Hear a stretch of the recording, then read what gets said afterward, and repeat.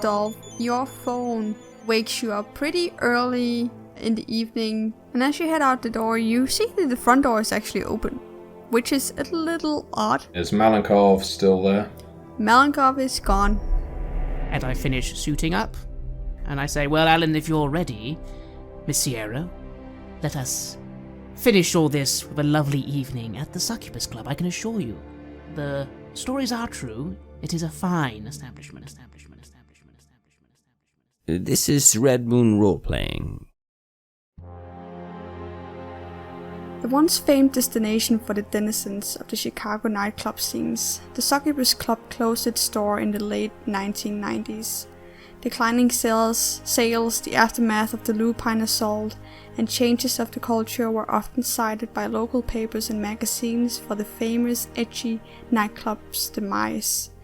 The local NPR station WBEZ even did a sound opinions piece recently, remembering the goth scene of past Chicago and taking note of its influences that were felt worldwide. That is, at least, the story as the public knows it. In the last year, the Succubus Club reopened, at first exclusively to Kindred, but now to Kine as well. The Succubus Club's owner remains anonymous to the public at large, adding an air of mystery to the club that spawned dozens of imitators, a few successful franchises, and even a wandering pop-up clone, but none are quite as successful as the real thing. These nights the club is once again the place to be for Camarilla Kindred. The Succubus Club is a multi-level club containing a dance floor, 4 bars, a stage and DJ booth, balconies, elevated walkways, and a VIP suite, all in the main chamber alone. The club has received extensive renovations, though whether the money came from the prince, the owner, or some other benefactor is unknown. Deeper into the club are 2 galleries, a spa, a cigar and whiskey lounge, and further private rooms for VIP occupancy. The uppermost floor is completely soundproofed from activities below and is usually reserved for string quartets and opera singers. The ceiling of this floor is made from glass, revealing the night sky up above. Between this floor and those below are the offices of the mortal and possibly immortal staff. Buried beneath the venue's wine and beer cellars are the remains of the old Succubus Club, in storage in the basement maze used exclusively by Kindred for secret talks and exciting hunts. If a mortal sneaks this far down, they are unlikely to return with memory of their journey. The Succubus Club rivals the Blue Velvet and Red No. 5 as the most popular Kindred-run bars in Chicago. It holds a dear place for Chicago, and it is something everyone knows about. Even people who's never been there, who doesn't really go out clubbing or dancing, even Kindred who has never been to an Elysium, they know what Succubus Club is. And I want you all to explain to me how you arrive at the Succubus Club. Well, I believe that at least myself, Alan, and Sierra would likely have arrived in my car. Teller would not have been driving, because of course we left him behind, but Alan seems to be a competent driver, so I would have let him have the keys on this occasion. Yeah, I'm happy to drive. It could all either be that car or the other one that we just used from the airport. But if you want to change over to your car, then I wouldn't have minded. I just drive whatever. It's nice. I like a good drive, and especially now that the other guy is out of the picture. I could imagine it being a bit more pleasant, relaxed, and perhaps a bit of anticipation in the car. Alan, not having been to a proper sort of a Kindred meeting point, not mentioned in Elysium before. And I am relaxed, peckish, but normally there's refreshment at these sort of things. That shouldn't be a problem. I trust Sierra is having a nice drive. She has been very quiet since Malenkov disappeared, but not in a somber or sad way, just in a... It seems like she's thinking about a lot. She's sitting with her chin on her closed fist, just looking out the window, looking at the streets of Chicago as you're driving by. And yes, I sort of have taken the volition to sit at the front, actually, with Alan, and as we're driving up to that great club, just being like, so remember, lots of listening, not so much of the speaking, unless you really have to, and then make it really good what you say, don't just blather. Yeah, man, you do the talking, and I'll observe and get an idea of how things work. You said you've been there a few times, right? I have indeed. I've been to all the night spots.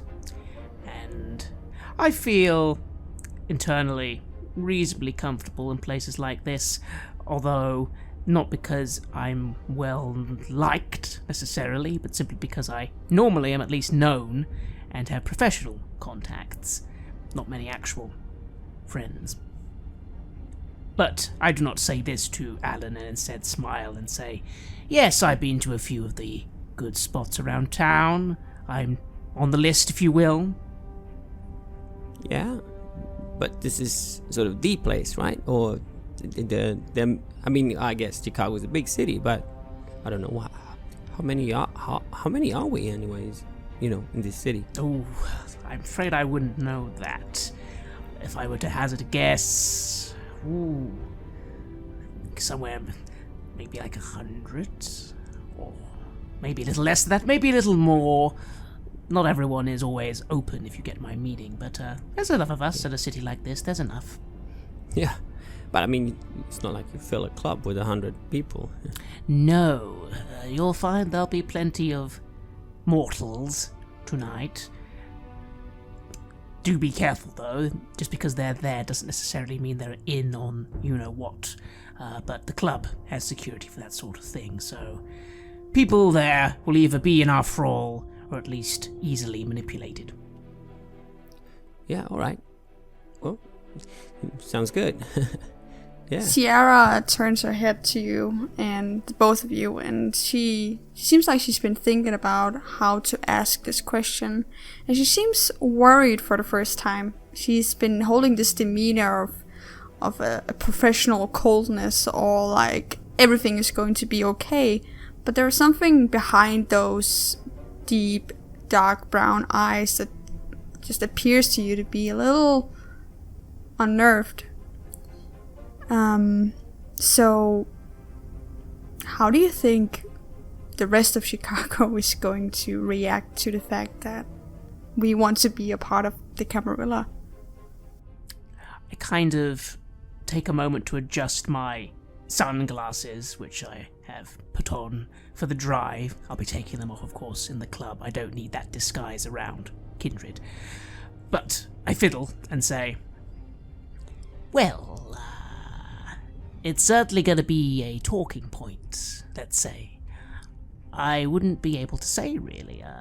One thing I will say, though, is if the prince is pleased with what you're offering, then the Camarilla will do what we need to do. Right. Yeah, what we're offering. I hope it's enough. I'm sitting mostly quiet, like obviously expecting Vincent to answer this question as what would I know, but she's looking over at you and she's saying, what do you think? So that's what you're here for? You wanna get into this? Yeah. I thought you would despise the idea of laws and the fun them constricting and stuff. Oh no. Well, most of us do, I suppose, still, but we are prepared to put a lot of things aside and make a lot of sacrifices to accommodate whatever the Camarilla wants us to do. Which I feel is a wise move. It's changing times, after all, Adam. That's the crux here. The days of those who don't follow the rules being able to get away with it are starting to come to an end. And that, unfortunately, isn't all on our end either. You mean sort of a end of the Wild West kind of thing? And I give a hesitant smile. Exactly. And a lot of it's, well, due to... well, even you can probably gather. The world we live in today, technology and all that. Getting harder to convince a bunch of people that you're doing a YouTube video, for example. There was someone mentioning a while back, I think it was Malenkov, he said something about hunters? People... Is that... You know, what does that mean? Is that mortals? Sorry, what? He said hunters. Hunters? Oh. Yeah. You don't tell him anything, do you? She's looking over it. In my defense, Sierra, I'm not his sire. No, Otherwise, but don't you have a responsibility to teach your young ones anyway? We do. I've only known Alan for a very short period, and I'm trying every night to teach him something new. Tonight, then, hunters. Yes, Alan, there are indeed individuals who are mortal, who know about us, and are quite capable of dealing with us. They used to be quite fringe, but that's what I was talking about. Modern world, they're starting to organize a little, and fortunately we're all having to withdraw a little. It's something that I should be worried about? Or well, what do we do? Is there a kind of war with these people, or what? Well, that's a strong word. In your case, Alan, just do what we've been telling you, and don't do things like walk into Broadway and turn into a bug hive in daylight. Does he always speak to you like this, Alan? Like you're a child? Well, like he said, we haven't known each other for very long, but I get the and I sort of glance over at Vincent. I get the impression this is how you talk to everyone. Is it? She looks over at him. I kind of click my teeth a little and I go... Do you speak to Mostly. your business associates and your customers like this? Actually, I do. You'd be surprised how many are into that. Okay. Yeah, I am surprised. If you act superior, people think you are superior, and therefore feel comfortable in giving you their money when it comes to art deals and art entrepreneurship. Well, you would know much more about that than I would. I would. There's an awkward silence in the car afterwards. People are just kind of minding their own business. And I would like to hear from Matthew. Matthew, I suppose that Dolph has been by Ada's side most of the time until Elysium. Yeah, he would have built in enough time to go back home, have another shower, get dressed. It's not out of some obsession, so much, I guess it is in part, but mostly to wash the hospital smell off of him. He loathes the Succubus Club. Dolph cannot stand this so-called kindred high society. He thinks it is ridiculous. And while Dolph is partial to the exclusive party among kine, the mortals, the idea of kindred rubbing shoulders and pretending that they are some kind of elite is utterly anathematic to him. But that doesn't mean you don't dress up. It doesn't mean you don't make yourself look good, because all eyes will be on you there. So he says goodbye to Ada with a good hour to spare, heads back to his apartment by taxi, which appears to be his primary mode of transportation right now. Goes through his routine, puts on something daring and flashy. Maybe a new outfit that's been sent to him by his agent, something that hasn't actually been demonstrated on the catwalk or in a magazine yet, just to get the vampire eyes on it, because in many ways Dolph likes to antagonize the so-called artistic, pretentious types. Vincent isn't nearly so bad as a lot of the members of Clan Toreador, for instance, who believe that they are fashionistas, artists in some way, and will critique someone's outfit without the barest amount of knowledge of how mortal fashion actually works tonight.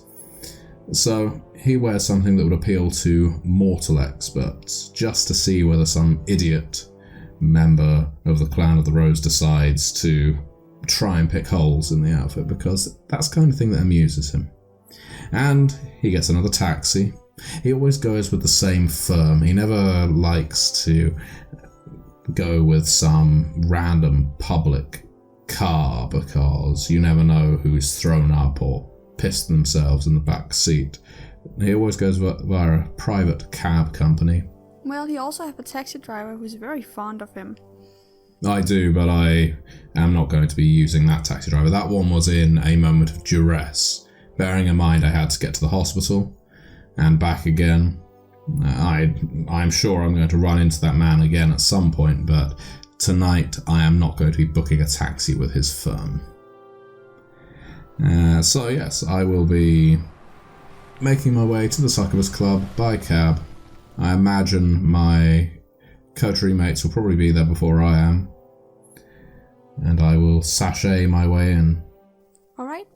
So do you walk right in, or do you look for anyone before you walk into the club? No, if I look for someone, it makes it look like I don't belong there, or I don't have the confidence to walk into an establishment like this by myself. When I get out of the club, I go straight towards the door, and if there's a line of mortals waiting outside, I will take a look at the doorman, of which I'm sure there is at least one, and I guess flash my credentials. I don't mean to say I'm going to suddenly expose my fangs to get my way to the front of the queue, but I am more than happy to use some presence to just ease my way inside. Okay. They do recognize you. They've seen you before. You've been to the Elysiums before in the city. And they have a pretty good head count of who can enter and who can't. So unless you are completely new, they've never seen you before, they will not ask questions, they'll just let you in. When you arrive, you can definitely see that it is a busy night. There are a lot of mortals and a lot of kindred. This is the place where most kindred gather, because there's such a large amount of easily available food. So you can definitely see the difference between kindred and kind. Kind will just act as kind do. They will be normal clubgoers, out to drink, have fun with their friends, find someone to go home with. They're dancing, they're drinking, they are rubbing their bodies against each other. But you can see that kindred are doing the same thing, just in a kind of an odd and off way. You can definitely tell the difference. They are almost emulating or pretending that they are enjoying dancing or having some sort of drink when they are obviously drinking something that's much more crimson. It's quite a weird scene to observe when you know what's going on and you see hundreds of people that are oblivious to the danger they're in. So the rest of the group arrives shortly after, and you actually see Dolph entering the door right as you pull up, or right as Teller pulls up to the curb. So I enter, and I take a moment to assess the scene. Good. The club is a good club. It's not, in my opinion, truly the greatest club. I mean, it's ostentatious and there's a lot of nice things in it, but some of the design is lacking. But the one area I do know to hold my tongue is when it comes to some of the Clan of the Roses projects. Do you enter without Sierra? Because the doormen are stopping her. They don't know her. I was in my reverie and I quickly turn and say, don't worry, she's expected. What's her name? One of the doorman turns around, looks at you. This big bald guy. This would be Madame Sierra, and she is expected by high company tonight. Don't worry, she's with me, Vincent Taylor. Let me just... He checks a list. She's the special guest. She is indeed. And also, I have a +1, I believe, normally, and that would be this fine gentleman. I'm sure you do recognize him from his musical things.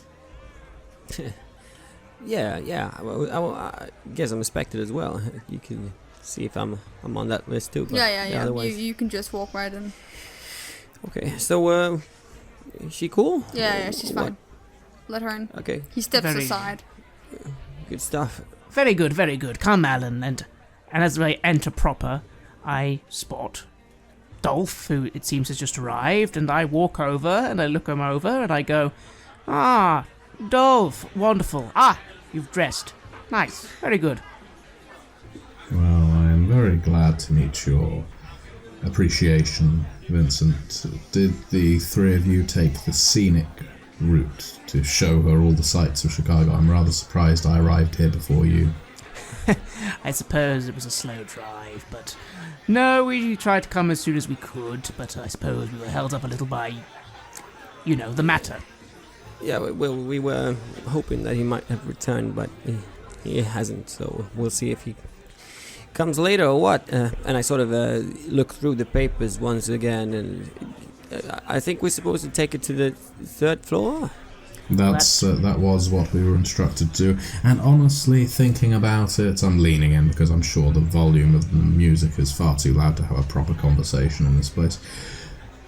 I'm rather pleased that we don't have that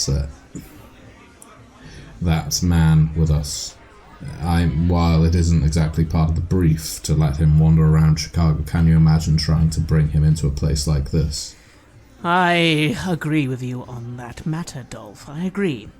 Fuck him. Well, we're not exactly meant to be jailers. It's like we support escort people, We babysit them. did exactly as we were told. We gave him all the information, and he chose to depart. We were not supposed to detain. Well, yeah. I wasn't going to be responsible for combing the fleas out of his beard to make him look respectable. But that'd be an aside, though. That'd be an aside. I would like for Vincent and Alan to just describe how they dressed today. I am in a very nice, smart, dark blue suit. Again, it's a lot like my style of suit jacket as opposed to, business suit, so it's quite loose-fitting.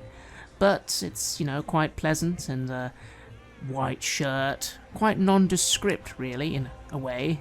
Sort of very stylish in a minimalistic manner. So base colours and, nothing too fancy, but nothing not fancy at the same time. I tend to like to appear quite with the times fashion, but at the same time I'm not someone like Dolph, for example, who has probably better fashion taste. And I happen to have quite similar clothes. I was very similar cut, though they might fit just as slightly, slightly differently if you look closely, because since we wouldn't have time to go back home to change for this, I would have probably worn a tailcoat or something, because I love tailcoats. Despite my, inclination towards jazz music, I've always loved the dressing up bit of, pianists. I would have borrowed clothes from Vincent, as we discussed a bit earlier, and I would come in his clothes. Anything that I found that would fit, and they're quite nondescript the same way, though I found a kind of funny tie that I liked. Can you do, Vincent, what kind of tie could I have found in your wardrobe? You would have found a stripy tie, sort of blue with black and white stripes. Yeah, it kind of reminds me of keys on a piano. Very, very funny. It's a genuine thing, this black and white striped tie. Never seen anything like it before. It's probably very funny too, Vincent. Yeah. What about you, Dolph? I'm looking at the pair of them.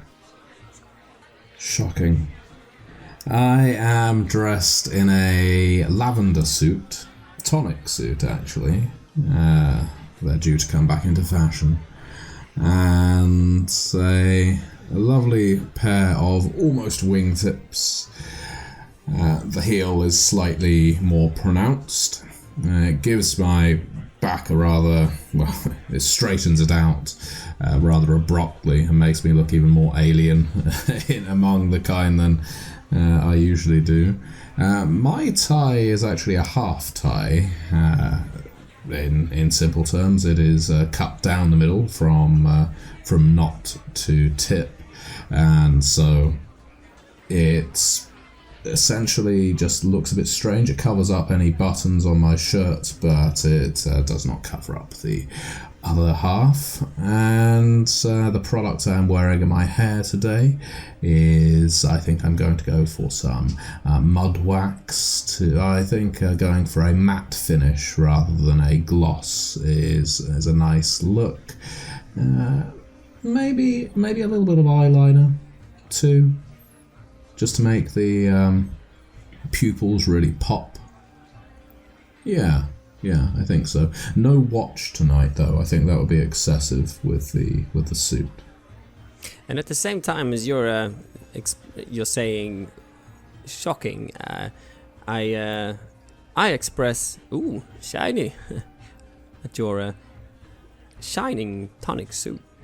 Yes, it's rather garish, isn't it? But I understand in a month or so it's going to be quite popular. It's nice. No, looks good on you, man. Purple is a good colour. It's lavender. Although I suppose from a different angle you could say it's indigo. Well, the light in here is a bit, yeah. Yes, I guess we'll have to bathe me in bright white light to get a full glimpse of what the suit looks like, but I don't react well in that kind of harshness, so you'll have to take my word for it. I smirk a little and say, well, you truly are a man of your colours. I look around and I kind of take a pretty good impression of the place. It looks like it's been fairly recently refurbished. It looks fresh. It's almost like that time I went to Blue Velvet. Well, a lot of this is actually rather new, Alan. You see, the club was actually closed down for a brief period of time back in the 90s. Well, I remember that time myself. I don't know if you do. Yeah, of course I remember the 90s. I mean, I wouldn't have gone here, but... Well, I laugh a little and say one thing you'll soon start to learn with our kind is sometimes when it comes to age, you need to be careful. I don't know, you might have only been born yesterday. Yeah, I guess. How long have you been one of our kind, anyway? About, I believe, 2 decades. Oh, yeah, okay. Yeah, well, that's a lot longer than me. Well, I see. A group of very, very drunk, very young girls, too young to definitely be in a club in America, stumbles over and starts talking to you. And they are especially focusing on Alan, as he seems to be the youngest of the group. They are also, some of them are also kind of like mingling with Vincent, and 2 of them are over at Dolph. It seems like they're just infiltrating your group, and they're starting to touch your suits and run their fingers through your hair. Hello, what are you guys talking about? One of them stumbles up to Vincent, and she starts to fumble with his tie. Kind of. You're really well dressed for this club, you know. Aren't they? Well... Oh wow, you're having a great time, aren't you, ladies? Yeah, we are having an awesome time. Like, we're not from here, so we're kind of just like on a holiday, and we're just looking to have some fun with some guys. And like, you just seem so professional. Are you like rich or something? Yeah, we're on business. Oh, business work. Are you lawyers? Something like that. I'm kind of tensing a little and trying to like gently ease off the one who's fiddling with my tie. After all, I'm not really... Oh, where are you going? You can't just leave me like this. I give her a hard look for a moment. And my immediate reaction is to assume that these are complete wastes of space, but is there actually... I kind of take it a sniff. Is there anything there that actually is my sort of blood? What do you want to use to figure that out? Well, you tell me, because I actually think... I think it says for Ventrue specifically, we can always know if someone has our preference. But I think in this case, I think it would be a combination of smell and sort of just, if I look at her very closely, sort of like... It's almost like I can feel an aura, but very, very mild and nothing like proper auspex. It's just something I seem to know. It's almost as if I can like smell ambition, talent. You smell nothing. There's nothing of that sort.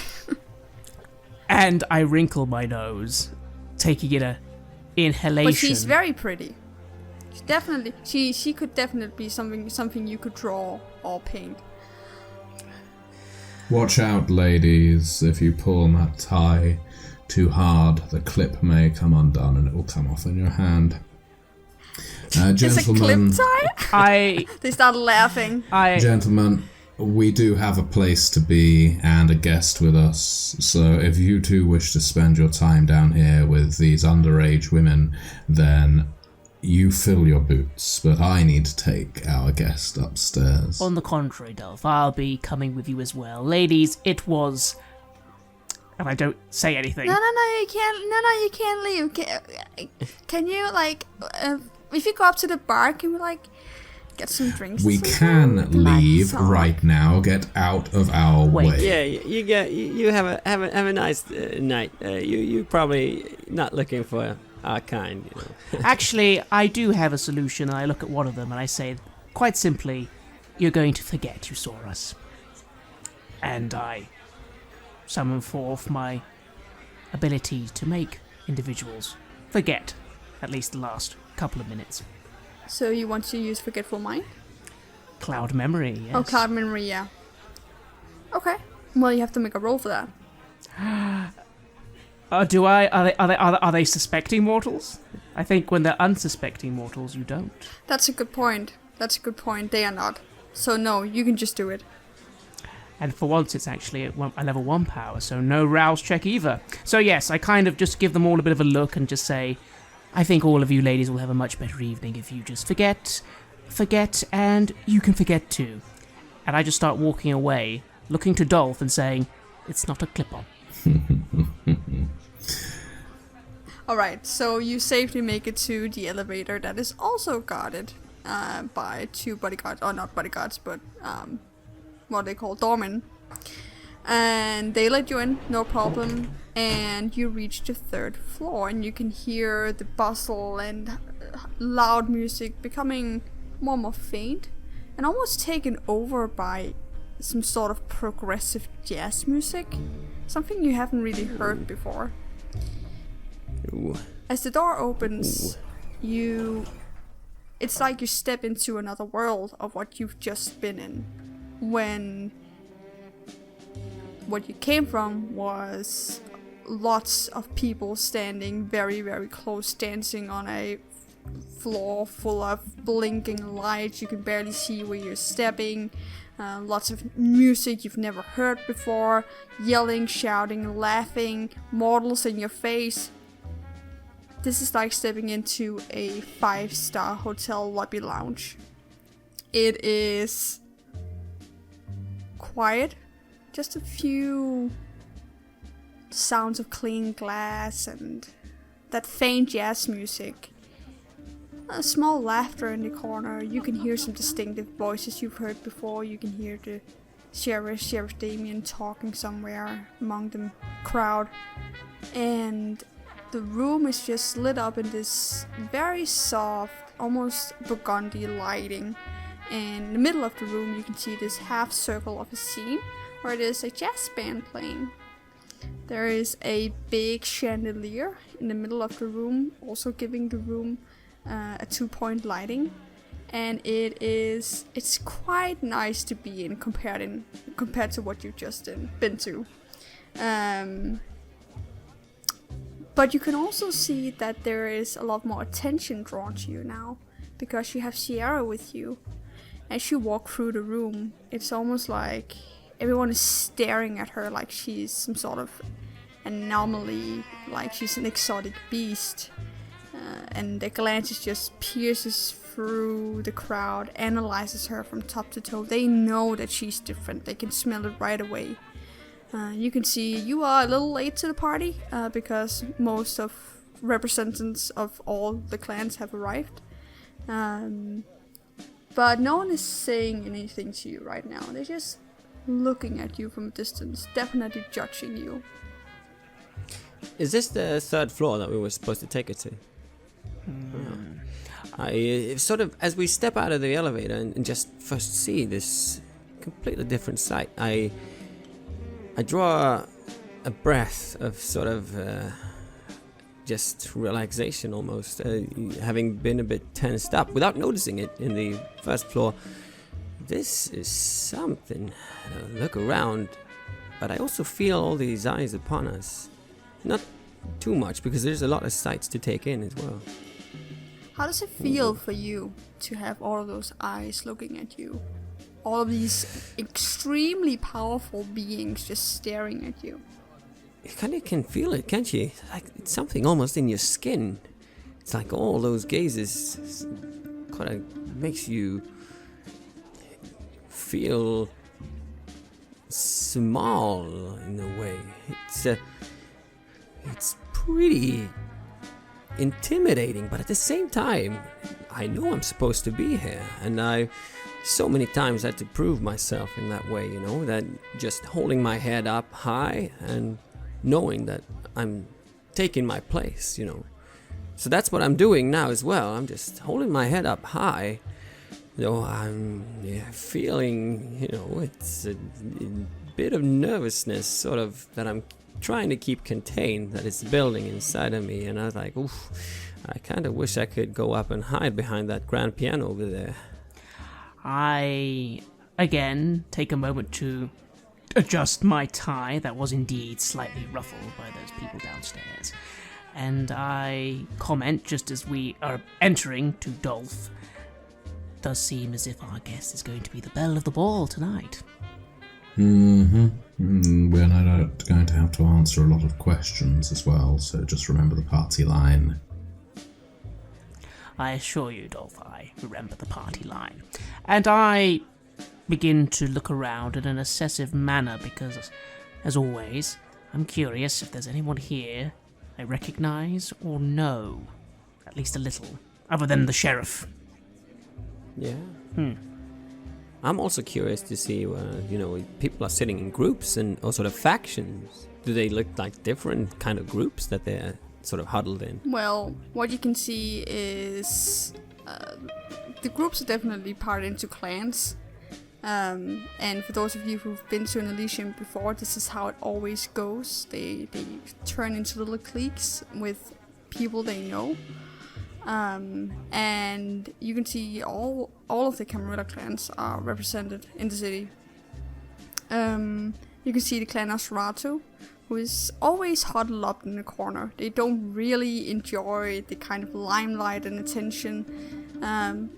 And they seem to be kind of outsiders, along with Clan Malkavian, but the difference between them and Clan Malkavian is very loud and having it almost seems like they don't understand the etiquette of being in a place like this, And you can definitely hear them all the time. And they're kind of having a sound competition with Clan Toreador, who are also very loud, but loud on purpose. They want to be seen, they want to be heard. They are dressed extremely extravagant. Lots of colors, lots of on-trend clothing. And Dolph, you definitely recognize that they also seem to have picked up on the burgundy purple trend that is not yet trendy but soon will be trendy. You have Clan Venture, who is in the middle of the seating of tables. They keep quiet. They all seem to be dressed smart but not very exciting. And they're having a deep conversation about something you can't hear. You have all of the clans represented there. Yeah. My eyes do just quickly scan those among my clan, and even though I don't think she would be here, I always have a little slight shiver on the back of my neck. My sire isn't here, right? Oh, she is. She's right there. She's sitting at the table with some guy with a mask on, with no face, just a little indentation of the eyes, and she is brushing her fingers through his hair and down his neck and laughing. It seems like she's having time of her undead life. And seeing that, I kind of stop in my step and probably actually bump into Dolph a little as I just sort of stare at that scene, thinking, I didn't think she'd be here tonight. Fuck. Keep it together. And as you are looking around for your sire, I have been scanning the room, and I can't help but seeing that Clan Nosferatu is sticking out like a sore thumb. There's a person in here, at least, that I have seen before. I have been to some sort of meeting, though I've been sticking in the background, and things have kind of been going over my head because I wasn't introduced to the basics.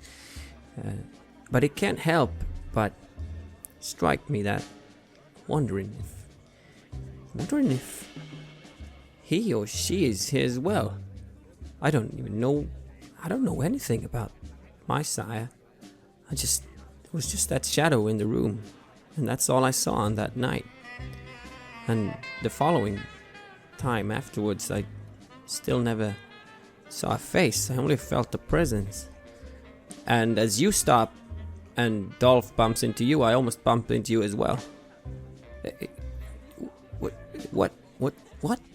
Nothing. Sorry, let's, I suppose we should be seeking out the prince. Don't need to mingle here too long. Yeah, it's a human affectation, but I roll my eyes as I get a chain of incompetence crashing into my behind. We are not the Marx Brothers. We are not a comedy act.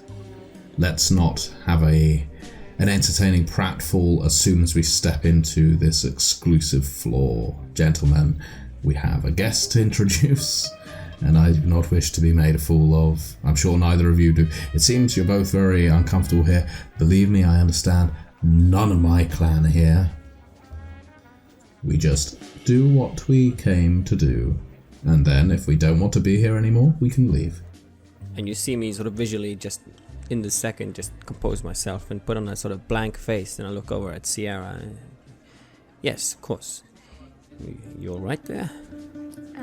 Yeah, I have a lot of I have a lot of questions. This is some place, huh? Yeah. Don't read too much into it, Sierra. This is a very cliquish, almost high school-like grouping. I don't know whether they do it the same way in your cities, but this is like a bunch of families gathering together and not speaking to anyone else, sharing secrets and trying to all seem superior to the others. It's not something all of us enjoy, but many of us feel obliged to take part in. I see. Is it normal for kindred and kind to be so close without having a lot of trouble? Well, some people like to dine on the move. Indeed, and as part of the way things work in Chicago, yes, while we're not quite as covered in mortals as some of those anarchs can be, it is prudent to at least have some mortals to cloak what's underneath, if you get my meaning. I see.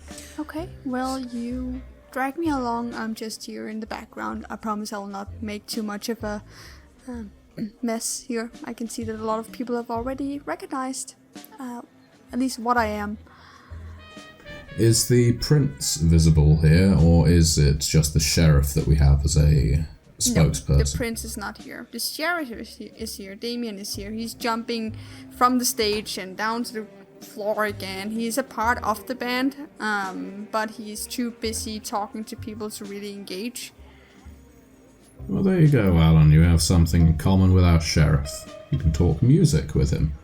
As he jumps down, I realized this. I didn't pay much attention before. He jumps down from the stage and he sees you and goes over to you. Welcome.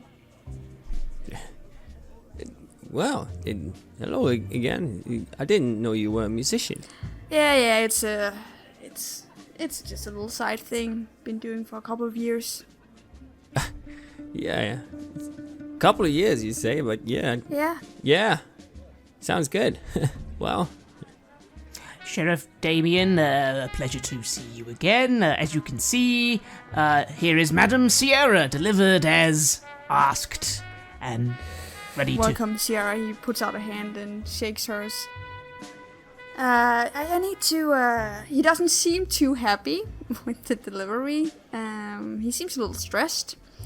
And he waves you to the side. And he's I need to talk to you free right now. Yeah. Sure thing. Sierra, can you just go up to the bar and have something on my tab? It's fine.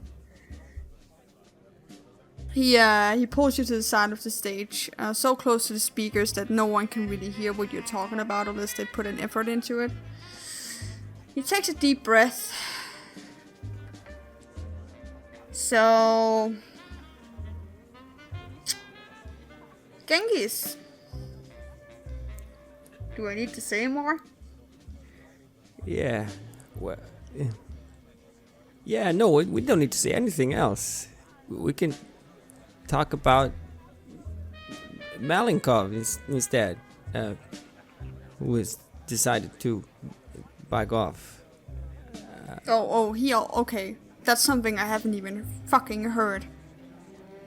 Oh my god. Yes, unfortunately he disagreed with our way of doing things, aka the safely delivering him to the prince, and he decided to go for a little walk. But yes, I think we can all agree the most important thing here is the fact that Malenkov left, despite the fact we had him under guard, and he and his ghouls departed into the city of Chicago.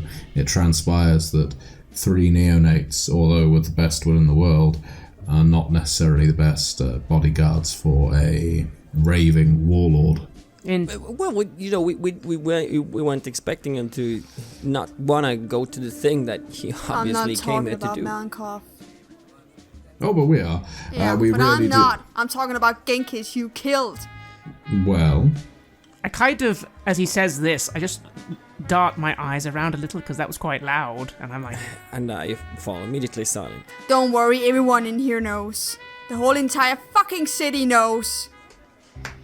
Well, I will be the first to lead the hosannas, I suppose. Well, he got in the way.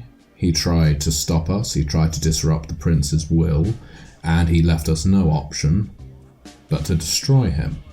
There is always an option outside of destruction. Well... I know that as a sheriff. What did the letter I gave to you from the prince tell you? What did it tell you? I sort of start fumbling in my pockets after the letter. It was very vague. Oh, okay. Something about subtly killing the fire. Yeah. And that is what we tried to do, Sheriff. As Dolph says, we didn't have a choice. I assure you, in this scenario, We tried words, he wouldn't listen. We tried a little bit of force, he wouldn't work. In fact, if anything, I believe Genghis may have very well had the frenzy upon him. Something with him and Dolph. I don't know what came over him, and to be honest, for a moment there, it looked like he might kill Dolph. All the letter... You see, that's not what eyewitnesses tell me. Eyewitnesses tell me that there was someone else in this group who had a frenzy accident, and it wasn't him. That he was defensively being attacked by you three. Well, I would put it to you, Sheriff, and with all due respect for your position, which I'm sure you've earned, why was he laying in wait to ambush us on the road, if not but to disrupt the plans? The Prince's letter said to us, ensure that certain troublemakers from within our social club do not disrupt your tasks. Not by killing them, not by breaking a tradition. The letter did not specify the lengths that we could go to in loyal service to our prince. It didn't? Have you read the letter? Do you have it on you? We only were given one copy and Alan has it, but it definitely told us just to ensure that the troublemakers do not disrupt the task. Well, And after all, what was Dolph supposed to do? Let Genghis... I remember him saying, I'll fucking tear your head off. That's what I remember Genghis saying. We were supposed to just let him kill us. Did Genghis attack you? He came out straight with a bat, and they were attacking the car. All of his goons and his just straight at us. Straight attacked us. It might have said something about subduing issues temporarily, but we had no choice. They definitely attacked us. Yes, they tried to ambush us. What were we supposed to do? Just sit back and let Genghis do what he wanted with our two wards from out of the city? So Genghis and his group of mortals attacked you three vampires who are perfectly capable of using other abilities than physical. Am I not correct? If you wanted, Sheriff, and I am getting close to the edge now, Dolph really struggles with being challenged. If you wanted combatants, individuals who could act in a strategic and, shall we say, a paramilitary sound way, then maybe you shouldn't have used a male model, an artist, and a jazz musician to escort this supposedly important cargo. We did what we thought was best to serve the prince. I do not give a shit what your occupation is. You are a vampire. And you know the traditions. You've been bottle-fed that shit ever since you were brought up. I'm fucking furious. How dare you break the traditions in the city? And you're supposed to help. You're supposed to follow the prince's word. And what you go out and do? You diabolize. The worst thing you can fucking possibly do. Well, now hang on, Sheriff, I lean in. That is an accusation. What exactly is this witness you have? One of the mortals? What the hell is a diablerie? I will talk to your sires about this, because you are not... No. Well, good luck with that. Thank you very much, Mr. Dolph. I will be seeing you later. As to Malenkov, that's a whole nother fucking issue. And I'll take that with the prince. No. Again, pushed to the edge. Dolph is not very good at this kind of thing. You listen to me. You listen to me right now. You may well have the power in this relationship dynamic of ours, Sheriff. But if you are driving home to your haven tonight and a vampire decides to spring out with a herd of retainers and tries to drag you from your vehicle, and you tell me that you would not fight back to save your own existence, I would never diablerize. There is no reason to diablerize. I would stake. I would do anything. What is this diablerie? What is this diablerie? Why not explain it to us right now if it is so important? I am beyond appalled that your sires have not taught you what diablerie is. Do you mean to tell me? He looks over at Alan, he looks at Dolph, he looks at Vincent, that you've never heard of diablerie before. I don't say anything. I look just between the two. I can understand the young vampire in this group, but you two! That's why I will talk to your sires, because this is unacceptable. And no, I would never diablerize anyone of my kind. Anyone. Again, just saying, Sheriff, that you keep making an accusation against Dolph, but there is no evidence of this. And furthermore, the final thing about all of this at the end of the day, was an anarch. He doesn't respect our traditions. That's why he attacked us in the first place. Well, unless you burned Genghis on the place, which I don't recall any eyewitnesses telling me about fires, he has been diablerized. He was dragged into our damn van, and that is where we finished him off. So anyone claiming to tell you that he was diablerized is making a lot of shit up. No one saw him destroyed. Oh, so where is his body? The body is... He was destroyed because we killed him. Any vampire is reduced to ash when they are destroyed. Whatever diablerie is, whether he's burned, whether he's bitten... I don't know the details. I'm not a scientist. I'm not a fucking magician. What I do know is that when you destroy a vampire, they turn to ash. Right. I need you to make a roll now. What kind of roll? Some sort of you want to lie to the sheriff right now roll. I'll go for manipulation plus subterfuge.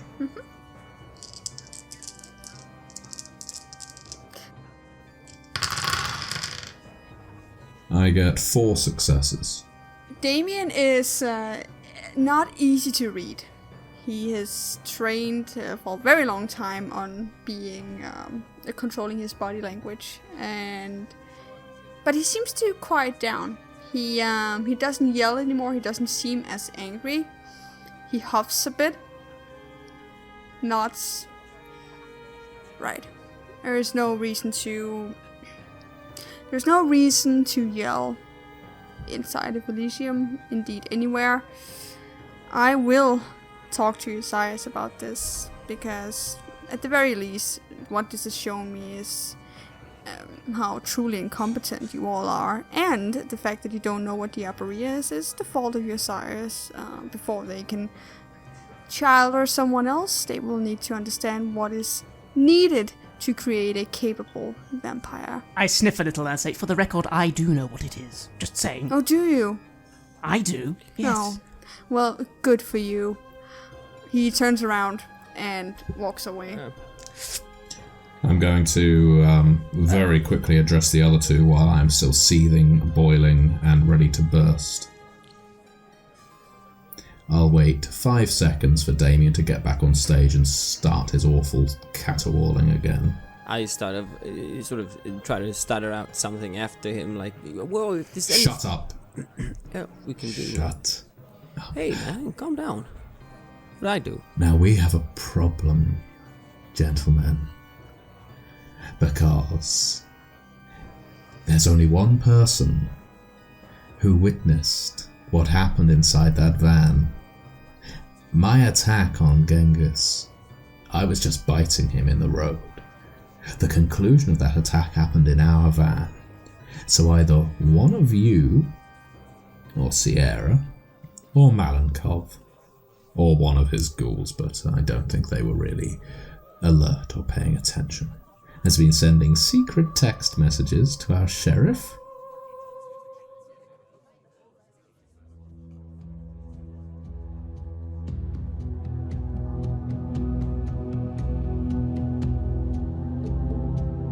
You have listened to an episode of Red Moon Roleplaying, where we played the chronicle The Sacrifice from Chicago by Night for Vampire the Masquerade 5th edition. Chicago by Night is published by our friends at Onyx Path Publishing, and Vampire the Masquerade is published by Modiphius.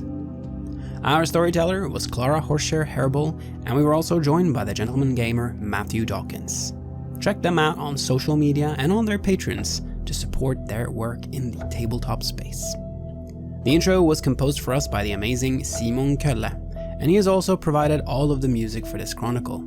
Check out his work at simonkolle.com. Sound effects are created by the fine folks at freesound.org and Sirenscape. We would like to give massive thanks to our champions of the Red Moon, Martin, Heuschober, and David, for their generous support. And we would of course also like to thank all of our other patrons. Without your support, the show would not be possible. If you want to support our work, please check us out on Patreon. You can get access to bonus campaigns for Cult Divinity Lost and Coriolis there, as well as get early and raw access to all of our recordings. You can also hear your name read on the show as a champion of the Red Moon, as well as play Cult with Hjalmar and Craig. Most importantly, that support is what keeps the show going, so do check us out there. Thank you again for listening, and see you soon again.